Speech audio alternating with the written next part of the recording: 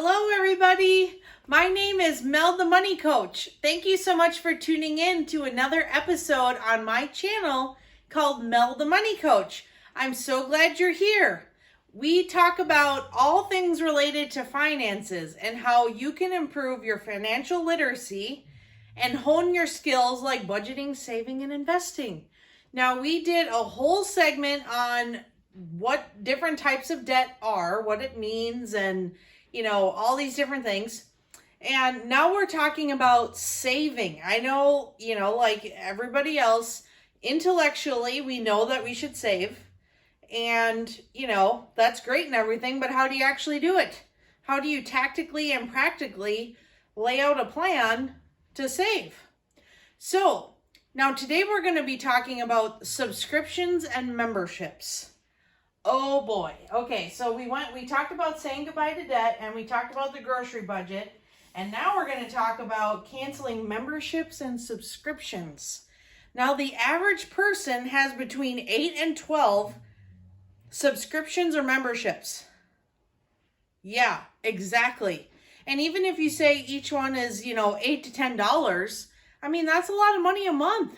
And especially when you do, what really frustrates me is when you sign up for a free trial and they take your credit card, you forget about it, and then they start charging you, and then you look up 3 months later and you're like, oh my gosh, I just got charged for, months and months of a subscription that I'm not even using. I totally forgot about it. I'm not even looking at it or didn't realize it was there. So this is why it is so, so important to really go through your budget closely and your bank statements to make sure that you're not being charged for something that you didn't realize.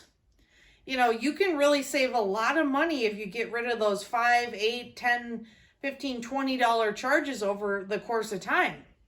So, when you're looking at your subscriptions, especially with like TV subscriptions, I would pick, especially when you're getting out of debt, pick one and go with it. I don't know about you, but especially during the pandemic, it's like, oh, I just want all these different things to watch. Well, you wind up with 10 subscriptions and you don't watch 90% of it. So you may as well, sign up for one and then watch all the shows that, to your heart's content on the one subscription, not having 10 that you only watch once a year or whatever it is. So, really think about that. And especially, you can fall into that trap of like, gym memberships that you never use, or, whatever it might be, clothing or grocery delivery, different, things.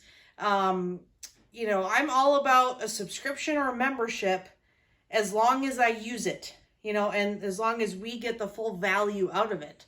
So, really especially when you're getting out of debt, look at your statements very, very closely and see what you can eliminate. You're going to be really, really surprised when you look at it and see how many things that you can trim off. And pretty soon you're going to be putting more towards debt.